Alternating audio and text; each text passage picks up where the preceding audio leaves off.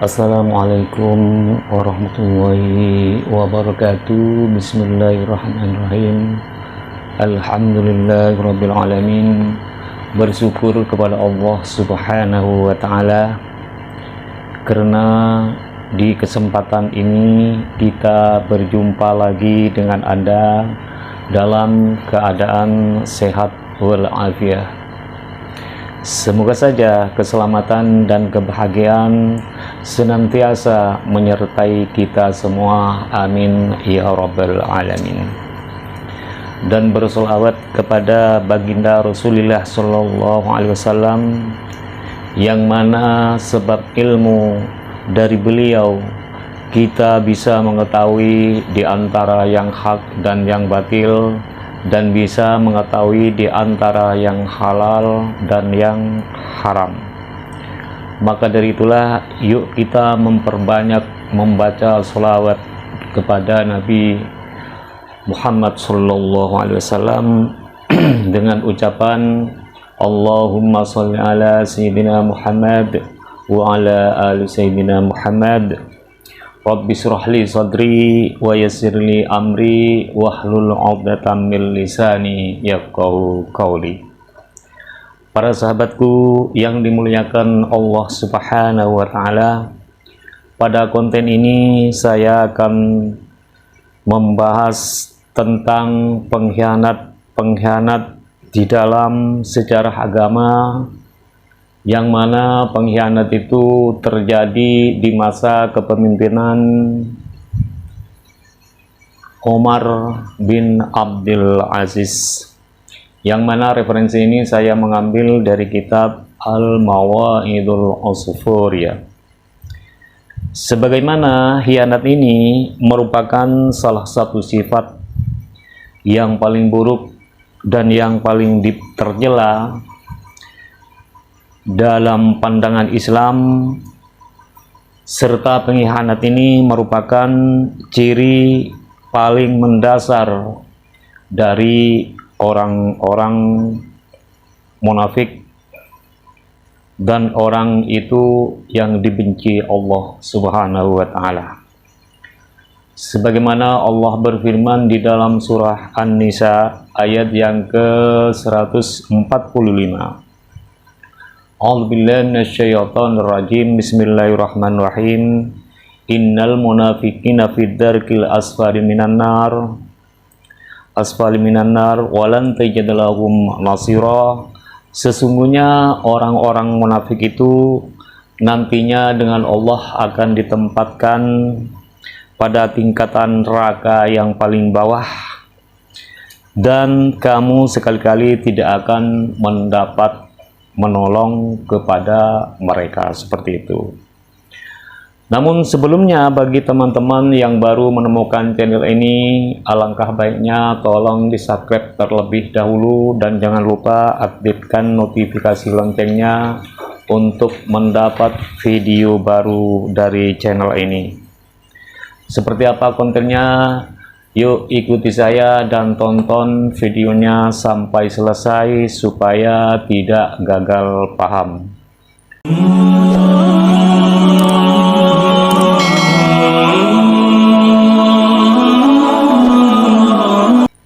Bismillahirrahmanirrahim. Al-haditsus samin wal isruna. Hadis yang ke-28.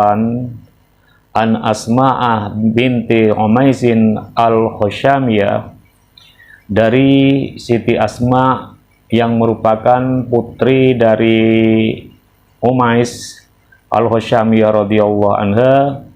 Qalat, ia berkata, siapa itu Asma, sami'tu Rasulullah sallallahu alaihi wasallam yaqulu bi'sal abdun tajabbar wa tada wahtalah wa naziyal kabirul multa'al. Seburuk yang diceritakan dari Asma bin Umais al-Khushamiyah, dia menuturkan sebagaimana ia pernah mendengar Rasulullah Shallallahu Alaihi Wasallam bersabda. Rasulullah bersabda, seburuk-buruknya hamba adalah hamba yang sombong, yang berbangga diri, yang berlagak menonjolkan diri, itu hamba yang paling buruk. Dan ia lupa diri kepada Allah yang maha besar dan maha tinggi. Bi'sal abdu tajabbaru wa'tada wa nasyal jabbar. Seburuk-buruknya hamba, kata Nabi, adalah hamba yang sombong, yang berlebihan, dan ia melupakan Allah. Bi'sal abdu abdun saha wa nasyal maqabirah wal bala. Seburuk-buruknya hamba yaitu adalah seorang hamba yang lalai dan lupa dengan kuburan dan lupa dengan busuknya jasadnya. Itu seburuk-buruknya hamba. Kalau lupa kepada kuburan artinya lupa kepada nanti setelah mati, atau dia tidak teringat bahwa kalau meninggal itu jasadnya akan membusuk, kata Nabi.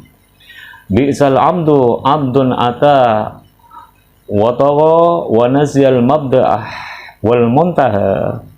Dan seburuk-buruknya hamba adalah hamba yang bertindak sewenang-wenang dan yang melewati batas, dan ia lupa dengan permulaan dan lupa dengan akhir. Bi'sal abdu abdun yahtarud dunya biddin. Seburuk-buruknya hamba, kata Rasulullah, adalah hamba yang memilih dunia dengan cara mengorbankan agamanya. Itu paling buruknya hamba. Bi'sal abdu abdun yahtalud dunya bisubhat. Seburuk-buruknya hamba yaitu hamba yang memanipulasi dunia dengan hal-hal subhat. Bi'sal abdu abdun dhu tama'in yaquduhu ilan nar. Seburuk-buruknya hamba, kata Rasulullah, yaitu hamba yang mempunyai sifat rakus, yang mana sifat rakus itu dapat menuntunnya ke neraka. Bi'sal abdu abdun hawa yudilluhu. Seburuk-buruknya hamba, kata Rasulullah, adalah hamba yang diperbudak, atau seburuk-buruknya hamba yaitu hamba yang dikuasai oleh hawa nafsu yang menyesatkan. Bi'sal abdu rawaba yudhilluhu anil haq. Seburuk-buruknya hamba adalah hamba yang diperbudak oleh sifat rakus yang menghinakannya dan jauh dari kebenaran. HR Tirmidzi. Berkaitan dengan hadis ini, dahulu ada sebuah kisah tentang pengkhianat terkutuk di masa kekhalifahan Umar bin Abdul Aziz, yang mana di masa pemerintahan Umar bin Abdul Aziz ini, ia mengutus para sahabatnya ke tanah Roma untuk berperang. Kemudian setelah ia berperang, mereka kalah, sehingga ada 20 kelompok dari mereka yang ditawan. Setelah ditawan, sehingga Kaisar Roma tersebut memerintahkan, kepada sahabat Umar bin Abdul Aziz yang pertama itu supaya masuk ke dalam agamanya dan disuruh menyembah berhala. Lalu Kaisar Roma itu berkata kepada sahabat yang pertama yang ditangkap itu, yang dari sahabat Umar bin Abdul Aziz yang pertama, apabila Anda masuk ke dalam agamaku dan kamu menyembah berhala, kata, maka aku akan menjadikan kamu sebagai pemimpin di kota-kota besar, dan aku akan memberi bendera pemerintahan, dan aku akan memberi harta kepadamu yang cukup, dan aku akan memberi gelas kepadamu yang terbuat dari emas, dan aku memberi wewenang kepada Anda kalau Anda itu masuk ke dalam agamaku, kata Kaisar. Akan tetapi kalau Anda menolak dan tidak mau masuk ke agamaku, dan kamu tidak mau menyembah berhala, kata Kaisar itu, maka saya akan membunuhmu dan akan memenggal kepalamu. Kalau kamu itu tidak ikut ke agamaku, maka kamu itu akan mati karena akan dipenggal ke kepalanya. Kemudian sahabat yang pertama itu menjawab apa? La abi'ud-dina bid-dunya. Saya lebih baik mati karena saya tidak akan menjual agama dijual dengan harta, katanya, kata sahabat yang ditangkap Kaisar itu. Saya tidak akan menjual agamaku dengan harga dunia, lebih baik saya mati saja, kata sahabat yang pertama. Kemudian setelah Kaisar itu mendengar perkataan dari sahabat yang pertama, kemudian Kaisar Roma itu sangat marah, sehingga ia memberi perintah kepada patihnya untuk membunuh sahabat tersebut. Setelah diperintah, maka patih itu sahabat tersebut dibunuh dan dipenggal kepalanya, dipenggal di area lapangan. Namun setelah itu kepala sahabat tersebut setelah terputus, lalu kepala tersebut mengelinding dan memutari lapangan sebanyak tiga kali. Akan tetapi dengan kekuasaan Allah, kepala yang sudah terputus itu membaca Al-Quran. Kepalanya sudah putus, mengelinding di tanah, mengitari lapangan sambil membaca ayat Al-Quran. Membaca ayat apa? Bismillahirrahmanirrahim. Ya ayyatuhan nafsul mutmainnah, irji'i ila rabbiki radiyatan maradiyah. Kata kepala yang sudah putus itu masih sempat membaca ayat yang ini. Wahai jiwa yang tenang, kata Allah, kembalilah kepada Tuhanmu dengan hati yang puas lagi diridhoinya. Maka masuklah engkau ke dalam golongan hambaku dan masuklah ke dalam surgaku.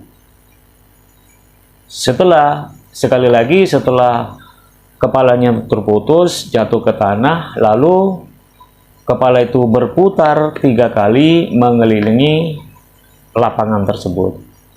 Setelah Kaisar melihat kejadian tersebut, Kaisar tersebut semakin marah. Kenapa tidak marah? Karena kepala sudah terputus, tapi masih sempat mengaji. Sehingga ia memerintahkan para prajurit untuk mendatangkan sahabat yang kedua. Sahabat yang pertama sudah dibunuh, terus disuruh mendatangkan sahabat yang kedua. Setelah sahabat yang kedua itu menghadap Kaisar, lalu Kaisar itu berkata kepada sahabat yang kedua tersebut, masuklah kamu ke dalam agamaku. Kalau engkau masuk ke dalam agamaku, aku akan menjadikan engkau seorang kepala di kota ini, tapi ingat, jika engkau tidak mau, maka aku tidak akan segan-segan untuk memenggal kepalamu, kata Kaisar. Kemudian sahabat yang kedua itu menjawab, la abi'ud dina bidunya. Aku tidak akan menjual agamaku dengan harta. Ia sambil berkata, jika Anda memiliki kuasa untuk memenggal kepalaku, kata sahabat yang kedua ini, maka sesungguhnya Anda tidak akan punya kuasa untuk memotong keimananku. Anda boleh memotong kepalaku, tapi Anda itu tidak berhak untuk memotong iman, kata sahabat yang kedua. Kemudian Kaisar itu memerintahkan kepada prajuritnya untuk memenggal kepala dari sahabat Umar bin Abdul Aziz yang kedua. Para sahabatku yang dimuliakan oleh Allah Subhanahu wa Ta'ala, setelah kepala sahabat itu yang kedua terpenggal, lalu apa yang terjadi? Maka kepala itu terputus dan jatuh ke tanah, lalu ia mengelinding 3 kali mengitari lapangan, sama seperti kepala temannya yang pertama. Walaupun kepalanya itu terputus dan jatuh ke tanah, maka kepala tersebut masih sempat membaca ayat Al-Quran. Membaca ayat apa kepala yang kedua itu? Bismillahirrahmanirrahim. Wa huwa fi isyatir radiyah fi jannatin 'aliyah qutufuha daniyah. Maka orang itu artinya berada dalam kehidupan yang diridhoi dan berada di dalam surga yang tinggi dan buahnya dekat sekali. Setelah membaca ayat kepala yang terputus itu, lalu kepala itu berhenti persis di dekat kepala temannya yang pertama. Dan mereka berdua adalah mati syahid karena mati di dalam keadaan Islam. Alhamdulillah. Setelah itu Kaisar semakin marah karena kepala orang yang kedua yang dibunuh itu membaca Al-Quran, sehingga saking marahnya Kaisar tersebut memerintahkan prajuritnya untuk mendatangkan sahabat yang ketiga. Yang kedua akan sudah dibunuh. Lalu Kaisar berkata kepada sahabat yang ketiga ini, berkata seperti apa? Kamu mau masuk ke dalam agamaku apa tidak? Misalkan engkau masuk ke dalam agamaku, engkau akan hidup bahagia karena aku akan menjadikan engkau sebagai pemimpin dan aku akan memberikan harta yang cukup dan aku akan memberikan jabatan kepadamu.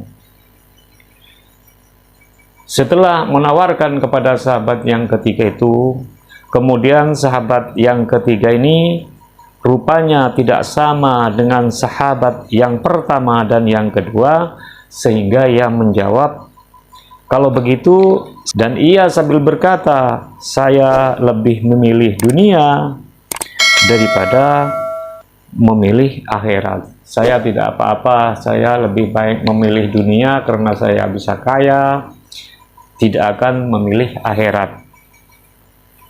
Perkara akhirat kemudian saja, kata sahabat yang ketiga ini. Lalu dia memilih masuk kepada agamanya Kaisar.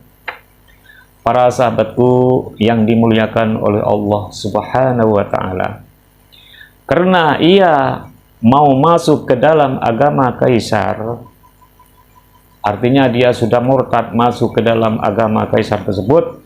Kemudian kaisar itu berkata kepada patihnya, "Wahai patihku, tulislah ia ke dalam daftar, berilah ia harta yang banyak, dan berilah bendera pemerintahan kepada dia, karena dia sudah ikut agamaku," kata si kaisar itu. Kemudian patih itu berkata, "Wahai kaisar, tunggu dulu, jangan seperti itu. Bagaimana kita bisa memberinya kalau belum kita tes terlebih dahulu? Sebelum kita tes kemampuan orang ini, Raja, jangan kita percaya dulu," kata patihnya kepada kaisar.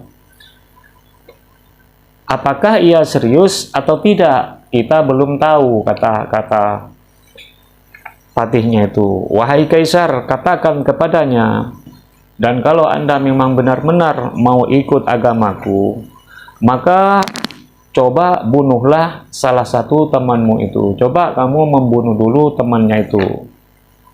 Jika kamu melakukannya, maka kami akan percaya dengan perkataannya," seperti itu kata si raja kepada sahabat Umar bin Abdul Aziz yang ketiga. Para sahabatku yang dimuliakan oleh Allah Subhanahu wa Ta'ala, kemudian sahabat yang ketiga itu yang terlaknat oleh Allah Subhanahu wa Ta'ala membawa salah satu temannya, kemudian temannya itu dibunuh bersama dia. Setelah kaisar itu melihat kejadian tersebut, karena si sahabat yang ketiga ini sudah membunuh sahabatnya, maka rupanya kaisar itu sudah yakin bahwa sahabat tersebut benar-benar ikut kepada kaisar, sehingga ia memerintahkan patihnya untuk menuliskan di dalam daftar, Kemudian patih itu berkata, "Tunggu dulu, Raja, jangan seperti itu. Ini tidak masuk akal dan bukan keputusan yang bijaksana untuk mempercayai perkataan sahabat yang ketiga ini. Dia juga tidak bisa menjaga, dia aja juga tidak bisa menjaga hak temannya sendiri yang lahir dan tumbuh bersamanya, teman seperjuangan. Lantas apakah ia nanti bisa menjaga hak kita? Bisa-bisa kami ini nantinya dibunuh juga, Raja," kata si patih kepada kaisar. Setelah kaisar mendengar seperti itu, akhirnya kaisar itu memerintahkan untuk membunuh sahabat yang ketiga. Pada awalnya sahabat yang ketiga ini mau ikut murtad ke dalam agama kaisar, kemudian setelah itu dibunuh juga. Akhirnya ia dengan si patih itu dibunuh, dipenggal lehernya. Setelah kepalanya terputus, lalu kepala itu menggelinding juga sebanyak 3 kali mengitari lapangan juga, sambil ia membaca ayat seperti ini di dalam surah As-Zumar ayat yang ke-19. "Afaman haqqa kalimatul azab afa anta tunqidu man finnar." Apakah kamu hendak merubah nasib orang-orang yang telah pasti ketentuan azab atasnya? Apakah kamu akan menyelamatkan orang yang berada dalam api neraka? Setelah kepala sahabat yang ketiga itu sudah membaca ayat tersebut, kemudian kepala sahabat yang ketiga ini berhenti di tepi lapangan dan tidak berdekatan dengan kepala teman yang kedua. Karena apa? Karena sahabat yang pertama dan kedua itu matinya dengan Islam, sedangkan sahabat yang ketiga ini matinya di dalam keadaan kafir. Dan ia mati di dalam keadaan kekafiran karena pada awalnya ia mau membaca kalimat syahadat kembali, namun sebelum membaca syahadat kembali, kepalanya itu terputus terlebih dahulu, maka dia matilah di dalam keadaan kafir. Na'udzubillahi min dzalik. Itu saja dari saya, semoga bermanfaat, dan apabila ada makna-makna atau pemahaman yang kurang pas, saya pribadi mohon maaf yang sebesar-besarnya. Dan apabila konten ini bermanfaat, silahkan di like, comment, share, and subscribe, dan dibagikan kepada teman yang lain supaya mendapat manfaatnya. Doa terbaik dari saya supaya untuk Anda, semoga Anda sehat selalu, panjang umur, dan dilimpah ruahkan milik rezekinya, dan selamat berbahagia bersama keluarga. Semoga Allah mengampuni dosa-dosa kita, amin. Semoga Allah memberkahi umur kita. Semoga Allah selalu menjaga iman kita. Semoga Allah menjadikan kami sebagai orang yang husnul khotimah, amin ya rabbal alamin. Harapan dari saya, apabila ada kritik dan saran, silahkan ditulis di kolom komentar yang tersedia. Insya Allah semua apa yang engkau kerjakan menjadi amal baik yang kembali kepada dirinya sendiri. Wabillahi wa taufiq wal hidayah wal ridha wal inayah wal afu minkum. Assalamualaikum warahmatullahi wabarakatuh.